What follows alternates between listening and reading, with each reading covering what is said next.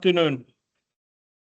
Today is the last day that we're going to go into the last example on eccentric buckling.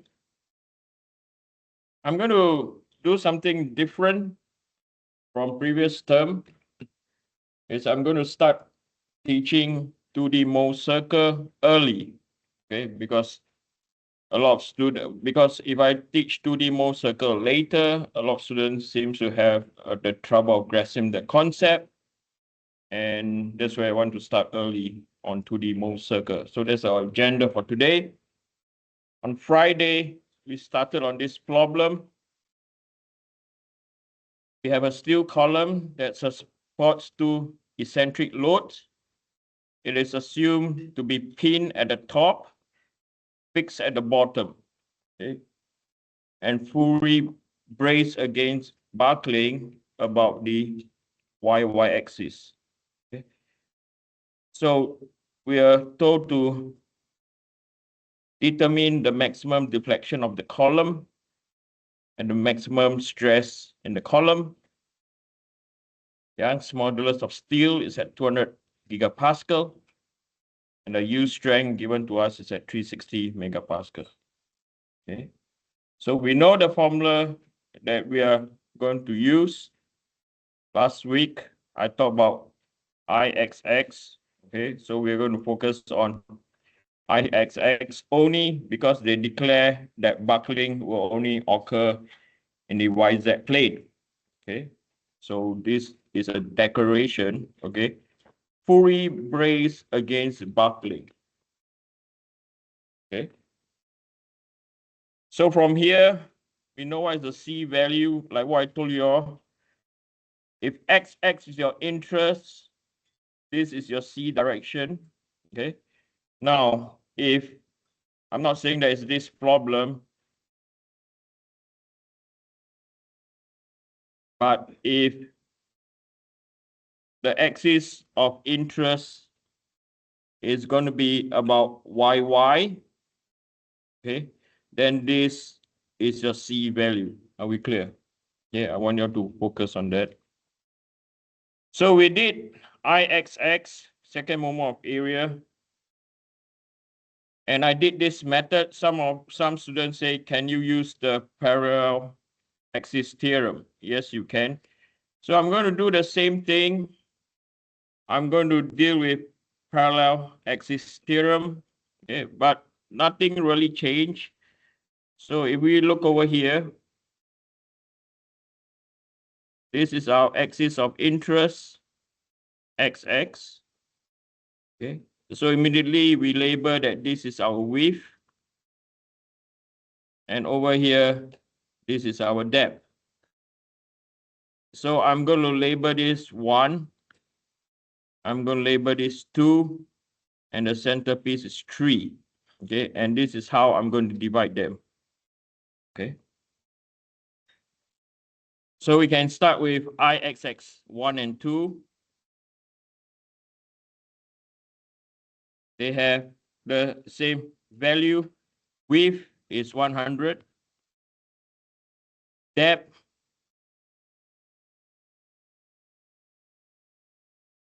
plus by the cross-sectional area. Pardon me, I'm going to move this a bit towards the right so I have a bit more space. Plus by the area. And then the next thing is we are looking at 120 divided by 2.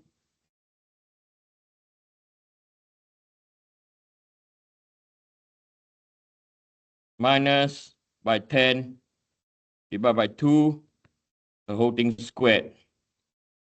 So this will come out to be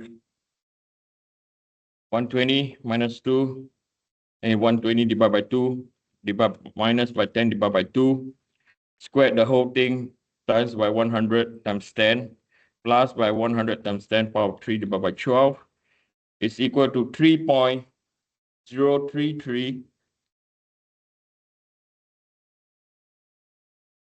times 10 to the power 6 millimeter 4. Then we look at I, Ixx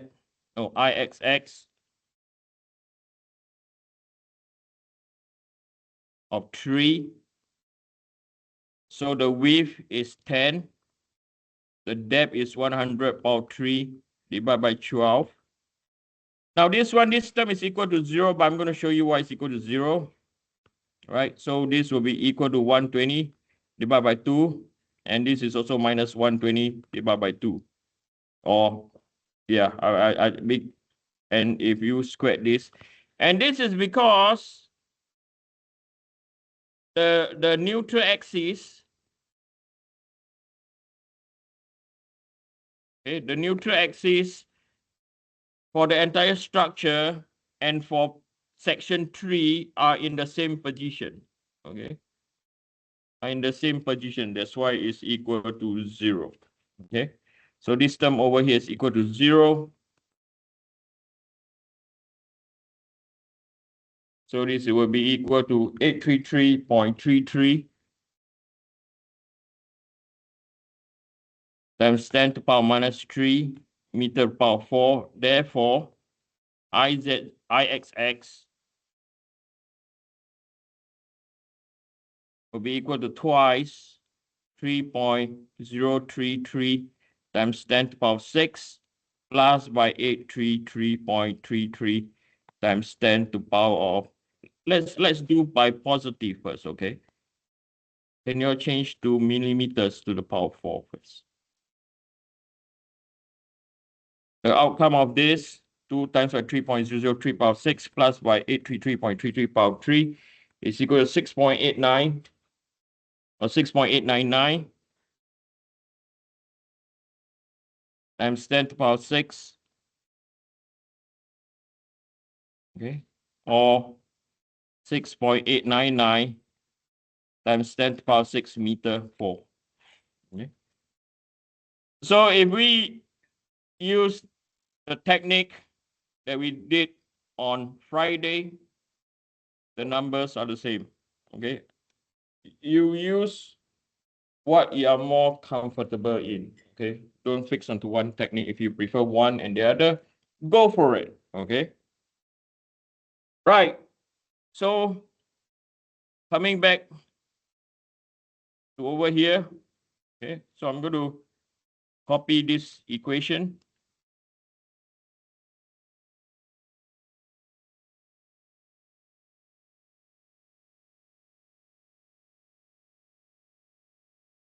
And then we are going to look at the loading over here.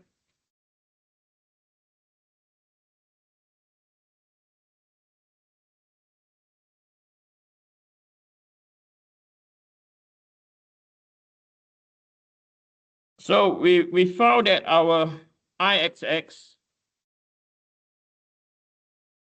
is equal to 6.9 times 10 to the power minus 6 meter to the power 4. Okay. So the next thing that we want to determine is P, which is our axial applied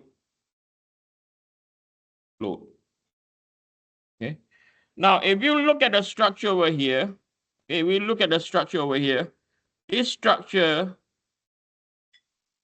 is loaded in such a sense that you can have a P coming down vertically down, and you can have a moment acting in this direction. Okay, so there's a moment, and the moment, as you already know, is P multiplied by E. Okay, so the first thing we have to find out what is our P. Okay, so if I were to write out the transformation, so this is our Y and this is our Z. We know that Py is equal to 130 times 10 to the power 3 plus by 50 times 10 to the power 3. So this will be equal to 180 times 10 to the power 3 Newton. Okay. Next thing that we do, I could not remember, did we calculate the cross-sectional area? Yes, we did. So we did calculate our cross-sectional area. So we know that our area is equal to what? Area is equal to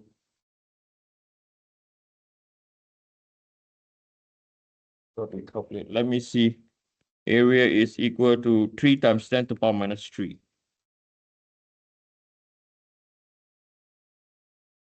Okay. The next thing that, so we have P, we have A, we don't know our E value. Okay, so the E value that we don't know. Okay, so we are going to calculate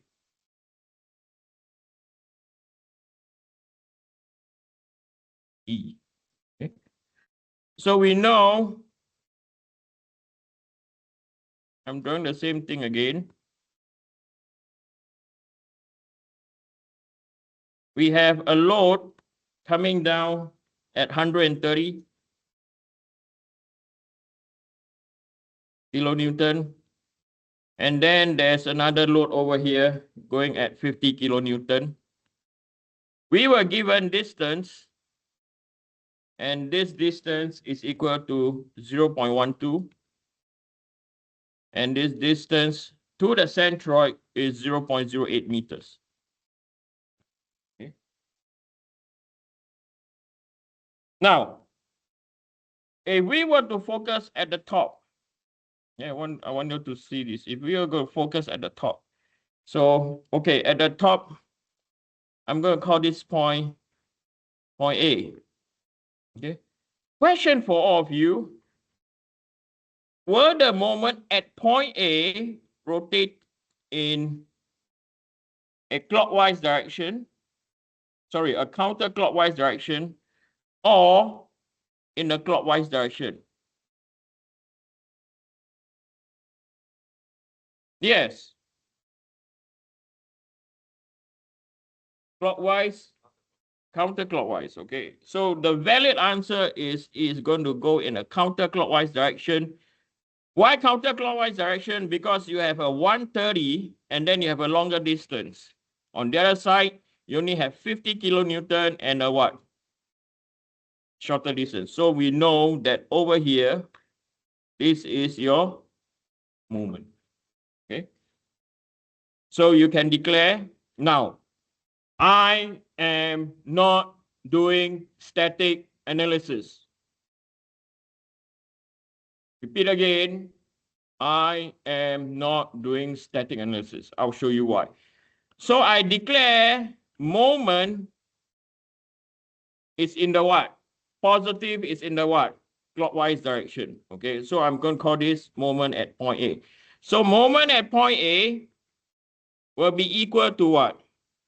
130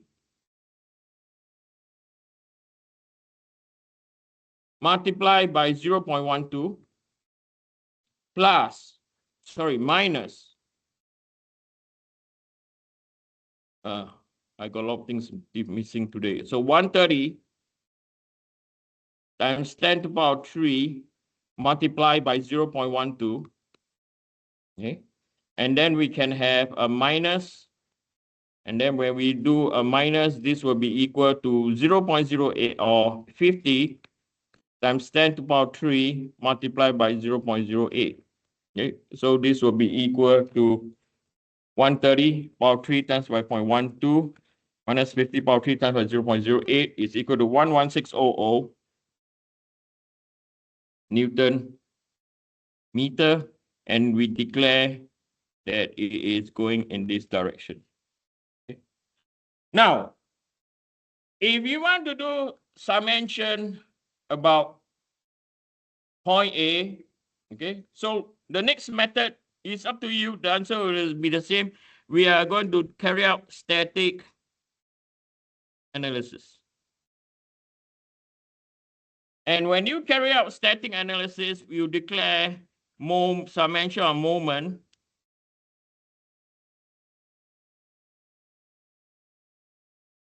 Z at point A will be equal to what? 0. Okay. So you were to write down the same thing. Okay, 130 times by 0.12. Okay, times by 10 to the power 3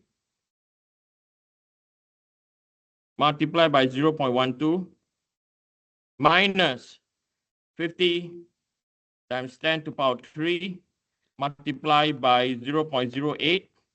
And then you have to include anti-clockwise plus by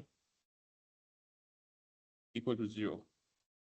Okay, so from here, you get moment at point A will be equal to what?